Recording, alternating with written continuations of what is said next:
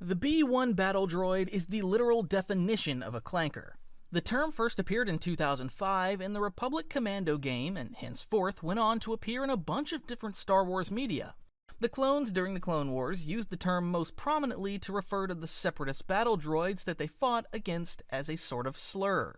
Nowadays, it's being used for all the Gen AI stuff, but I want to talk about the origin of the word and let you in on some Star Wars lore while we're at it. The B-1 battle droid was the main droid that the CIS used for their armies, and definitely the most recognizable one. Their skeletal looks mirror the insect-like form of their creators, the Geonosians, at least after Episode 2, that is.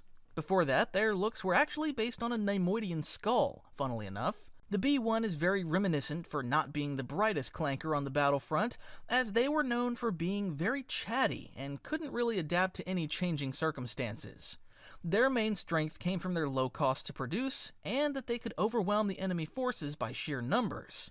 In their defense, though, the reason B-1 battle droids are so chatty and seem dim-witted is actually due to cost-cutting measures taken during their mass production. Due to the CIS's desire to save money with the B-1, they used cheaper CPUs, which reduced their processing power and made them less effective, especially against Jedi.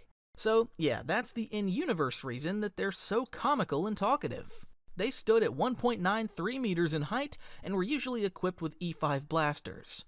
The B-1 also comes in different variants, with commanders having yellow markings on their head and chest, pilots having blue markings on their chest, tank drivers having green markings, and security droids having red markings. There are also rocket droids and these firefighter B-1s who are truly comical to watch. Just look at this. But to be fair to the B-1, he does seem to be able to perform a myriad of different tasks, even able to scrub the floor, and seems to have a sense of cognition and self-reflection. Same can't be said for a lot of other units we'll be covering later. But yeah, there we have it with the B-1 clanker. Let's hope ChatGPT and other Gen AI will never get to that level now to be able to mass-produce bodies for itself. Although I think we should be able to handle ChatGPT if it's even remotely close to a B-1 battle droid. Finally, a big shout out to the barbecue droid, who was stationed on an asteroid in the Naboo system and grilled red sausages. He wears a chef's hat and finds joy in cooking sausages. That's all he needs to do, and he's even good at it. If the clankers in the future would all be as chill as the barbecue droid, I'd be very happy with their existence. Also, please like the video and subscribe to help the channel out so everyone gets to know about the barbecue droid's existence. The D-1 series aerial battle droids, also known as D-Wing droids, are quite a unique sight. When I first saw them in the initial concept arts, I didn't even know where to begin. They looked like these weird bird-like clankers with folded-up wings, kind of like raptors, but then again, not really. Truly remarkable sight. Anyway, they were experimental security droids developed by the Techno-Union and were deployed as security units at the Techno-Union facility on Skako Minor. Their bird-like design did feature fold-out wings for flight and built-in blasters. However, despite them looking rather unique, their programming was sadly quite similar to the standard B-1 battle droid, making them basically a more unique version of the B-1 rocket troopers. The D-1 did seem less chatty though, however that might be owed to the fact that we only ever saw them in like 2 episodes. But yeah, definitely not placing him anywhere higher on this list. The B-2 Super Battle Droid was the result of the Separatist desire to improve on the original B-1 clankers. Set the stage for a heavyweight champion clanker then, because that's what the B-2 is. Imagine taking the spindly B-1, sending it to the gym, forcing him to do 100 push-ups every day until he reaches this peak athlete physique. Now you've got a fearsome clanker on your hands, and that's essentially what the B-2 is. His heavy, clanky march was first heard on the battlefront during Attack of the Clones, and it became clear from the start that this droid wasn't here to mess around. Although he was the same height as the B-1 at 1.93 meters, he didn't rely on handheld weapons. Instead, the B-2 has integrated wrist blasters, allowing for greater firepower. They were part of the main force of the CIS army and deployed alongside the B-1 in countless battles during the Clone Wars. Unlike the B-1, they were far less chatty and seemed to rather just talk less and look menacing. Although they aren't the brightest clankers in the galaxy either, as they aren't really able to adapt to changing battle circumstances either, rather just being relentless machines mowing down anything in their path. Also, 2 of them lost to R2-D2 on the Invisible Hand, and mind you, R2 is an astromech droid. This definitely doesn't paint them in the best light. Also, for their bulk, they're surprisingly fast and agile, as one of the episodes in The Mandalorian showed. Maybe I also just got the impression that they were slow, as I grew up watching the Clone Wars series, and there, they basically looked like a balloon with legs and guns compared to the more muscular build of the live-action versions. Of course, the Separatists were never satisfied with just one version of anything. They quickly set about creating variations of the B-2 to specialize it further. Some of these droids came equipped with arm-mounted rocket launchers, grapple arms, and other funny gimmicks. There was also the B-2 variant designed to friggin' fly around, as they had built-in jet engines to attack enemy fighters and board enemy starships. And the more advanced B-2 rocket troopers, which look really cool, and I've always wished that LEGO would come up with a mold for one of them. One of the more terrifying developments was a B-2 model that was reinforced with cortosis, a material capable of absorbing so much energy that it even resisted lightsabers, even shorting them out for brief periods upon contact. For the Jedi, this was a game changer. Lightsabers, the weapon they relied on to carve through droids with ease, were suddenly ineffective. Luckily though, Anakin managed to destroy the only factory producing these cortosis armor droids before they could become widespread.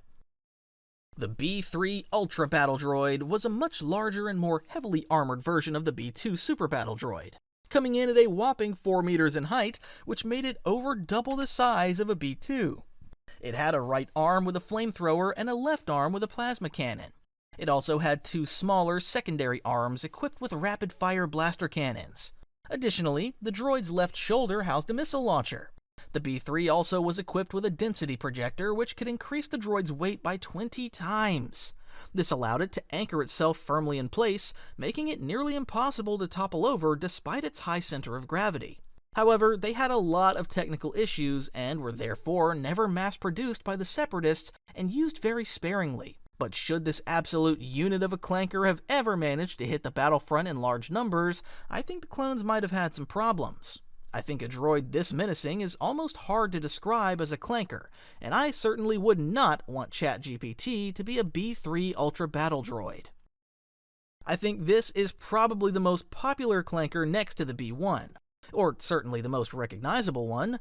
The Droideka, or how I started to call them, roly-polies, first appeared in The Phantom Menace against Qui-Gon and Obi-Wan. And from the moment they unrolled themselves, they made a lasting impression as just 2 of them managed to force the Jedi to flee. With their twin blaster cannons and energy shields, Droidekas quickly became one of the Separatists' most feared battle droids on the battlefront. Unlike the B-1, which were easily taken down with a well-placed shot, Droidekas could withstand almost any form of attack, thanks to their energy shields that could repel anything short of a heavy artillery strike. This made them a particular headache for Jedi, whose lightsabers would bounce off the shield if they'd simply try and hit it, while the Droidekas inside of it kept unloading barrages of blaster fire. The only way to beat the Droideka is to somehow sneak up behind it and slowly pass through the energy shield. There's actually this episode in the Clone Wars where Rex and Anakin train a group of rebels how to throw grenades in a slow enough way that they'd pass through the shields. The Droideka's ability to roll into battle also set them apart though. In seconds, they could transform from stationary cannons into speeding ball-like blurs, capable of quickly repositioning or flanking enemy forces. This high mobility of them is also abused to no end in the 2017 DICE Battlefront, where players would often pick them to just roll past all the enemies guarding a doorway to attack the objective directly. They are also a reason for insanely long overtime matches there. Besides the original Droideka, there were also several different variants. There was a Droideka Mark II that had ion cannons built in. There was also a Droideka Sharpshooter which had a precision rifle instead of the twin blasters, and had a physical shield that would fold down in front of it instead of an energy shield.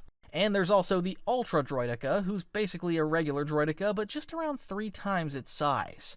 In Star Wars Commander, there was also a rather unique-looking Droideka variant that you could use to defend your base or take into battle. Whatever worked for you. The Droideka's programming, however, was focused on them to attack, and that's it. Unlike the B-1, B-2, and other droids on this list that seem to be able to do a myriad of different tasks, the Droideka didn't seem to have the same level of cognition as the others, rather being a mindless attacker that would just smash and blast. That's why they probably should be the lowest on the list, but I just like them, so he's just getting 5th place for the heck of it. Also, I wanted to talk about the B1 first, as he's the most well-known Clanker, and this video is about the Clankers. The OOM series battle droids were the predecessors and counterparts to the aforementioned B1 battle droids. They were produced by Bactoid Combat Automata to serve as command and specialized units within the Trade Federation. Though they shared the same skeletal frame and basic programming as B1 droids, OOM units had slightly more advanced processors, enabling them to execute more complex orders and adapt to tactical situations better than the B1. This means we actually have a smarter Clanker on our hands than any of the previously mentioned ones. However, they suffered from the inherent limitations of their centralized control systems, making them susceptible to disruption when their command networks were destroyed, as seen in the Phantom Menace. At the time of the Clone Wars, they were mostly replaced by the B1 battle droids, even though the B1 were less effective and more expensive. But the OOM's connection to a central command center was deemed too great of a weakness after their defeat at Naboo.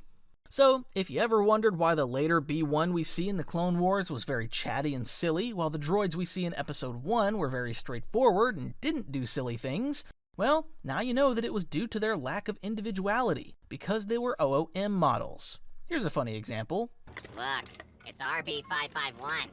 No wonder he got blasted. He's one of those older models programmed by a central computer. Not us. We're independent thinkers. Roger, roger, roger, roger, roger, roger. Now for a more menacing-looking Clanker. The AQ series battle droids, or more commonly known as Aqua droids, were amphibious droids designed by Hauerschall Engineering and the Techno Union for underwater combat. Standing at 2.83 meters tall, these droids featured a rather bulky physique, retractable heads for better, more streamlined swimming, and feet that could switch to propellers to move underwater. They were colored in blue to match aquatic environments, making them ideal for sieges on planets like Kamino and Mon Cala during the Clone Wars. Aqua droids were heavily armed with a retractable laser cannon on their right wrist and could cause significant damage to enemy vehicles just through sheer force, as seen when they simply punched through Obi-Wan's little submarine thingy during the Battle of Kamino. They also had a myriad of different skills rather than just fighting, being able to assemble attack crafts underwater, meaning they had more complex programming on hand than the other droids we've covered so far that were only made for combat. Now, before I move on to the top 3, let me know in the comments which Clanker is the smartest, would you think? And don't cheat by looking at the video preview, but I think it's pretty obvious. Now we're moving into some truly terrifying and intelligent Clankers. The BX series commando droids, and what happens when someone in the Separatist army finally said, hey, maybe we should make some droids that are actually good at fighting. And boy did they deliver.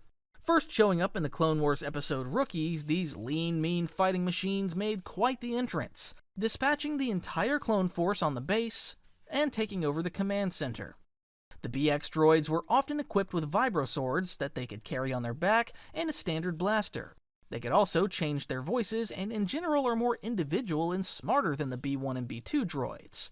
But their real strength? Parkour. Yep, you heard that right. That's what I call it. These droids flip, jump, and roll their way around the battlefront, being some of the fastest droids that were using legs for movement. This fast movement made them very hard to hit, and even if they're hit, they had more durable armor that could withstand light or misplaced blaster fire. Heck, they even still functioned when half their torso was cut through. Also, for Jedi, they were very tricky to fight against, as they could shoot while jumping around and dodge lightsaber strikes, then quickly attack with their vibro swords. They were also excellent at hand-to-hand combat, usually dispatching clones with ease. Different variants included commando captains, rocking those sweet white markings, making them look like Sioux Indians going to war. However, despite their lethality, they weren't deployed to the same extent as the B1 and B2 due to their high cost, often serving more as bodyguards or assisting on special strike teams. But let it be noted that they were most likely one of the deadliest droids the Seppies used. The IG-100 MagnaGuards were among the most advanced models utilized by the Separatists. They were very rare and mainly served as elite combat units and bodyguards for high-profile Separatists like General Grievous and Count Dooku. Grievous was given these droids as bodyguards after they denied him to use his trusted Kali warriors and instead gave him these. Grievous went on to give them Kali cloaks and train them in lightsaber combat to make them proficient when dealing with Jedis, and they didn't fail. They were equipped with electro staff made of the rare material Frick, which could resist lightsaber strikes. They also had rather high levels of intelligence, being able to do a myriad of tasks that was required of them and would execute these without any questions. In duels with Jedi, although they certainly wouldn't be able to beat one, they'd put up a good fight, and Grievous mainly used them to tire the Jedi down before he could go in and dispatch them easily. A main way they fought is by using General Grievous's favorite spinning technique, completely confusing and imitating Jedi who faced them. They made their first appearance in Revenge of the Sith, and also showed up plentiful in the Clone Wars animated series. In several of their appearances, they showed just how capable they were, having enormous strength as they could easily lift up a human and could also keep fighting when they had their limbs or even their heads chopped off. There was also the IG-110 lightsaber droid, which was built on the MagnaGuard frame. This droid wielded dual red lightsabers and had extensive data of Jedi fighting styles programmed into them. To conclude the MagnaGuard, he's a Clanker alright, but one you'll have to take very seriously, and well deserving of the second place on this little list of mine. The T-Series Military Strategic Analysis and Tactics Droid, commonly referred to as the Tactical Droid, was manufactured by Bactoid Combat Automata for the Confederacy of Independent Systems during the Clone Wars. These droids were incredibly intelligent and could coordinate military operations, even serving as advisors and generals to their superiors like generals and planetary governors. They were deployed across several battles across the galaxy and proved to be vital in organizing the droid forces, often serving as commanders and generals due to the lack of organic commanders in the Separatist ranks. As mentioned already, they were very intelligent, but they also seemed sentient and capable to go against their programming, displaying a high degree of independence at times. Like, they were loyal to the Separatist cause, sure, but you can also see some of them prioritize their own survival and abandoning their superiors to save themselves. However, still the T-Series tactical droid couldn't match most organic commanders, and was rather rigid and one-dimensional in its approach to battle, which was soon deemed a weakness.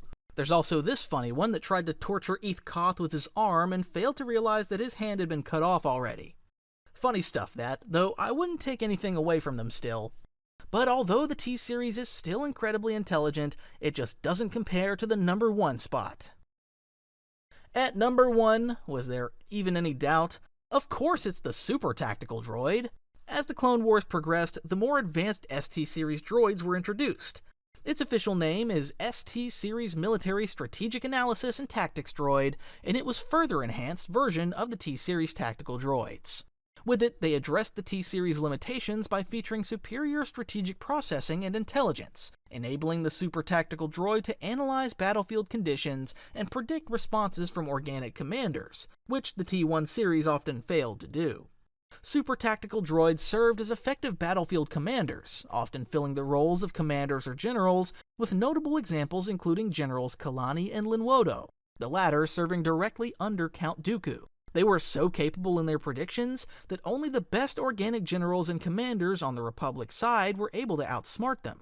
The only thing that the Super Tactical Droid mostly couldn't account for was the Force, as that couldn't be calculated. While Super Tactical Droids became the preferred choice for key operations and battles, T-Series models continue to be used for non-essential missions, commanding smaller fleet groups. The ST series was taller than their predecessors by a centimeter and boasted improved armor plating, enhanced heat ventilation, and additional features like magnetomic grip panels that allowed them to operate organic equipment. They could also beat the living shit out of anyone that attempted to attack them, having different melee combat techniques programmed in. I always remember this one vividly that almost beat Anakin to death when they tried to rescue Tup before eventually being cut down. These droids were also granted a high degree of individuality within the Separatist military, enabling them to customize their appearance with distinct color schemes. Some units even develop personalities, with droids like Kalani opting to create names for themselves rather than responding to their identification numbers, reflecting a growing sense of autonomy among these super advanced clankers. So, if ChatGPT ever reaches the sentience or intelligence of the Super Tactical Droid, we're truly doomed. Let's hope it won't happen, or the iRobot incident might actually become a reality sooner rather than later.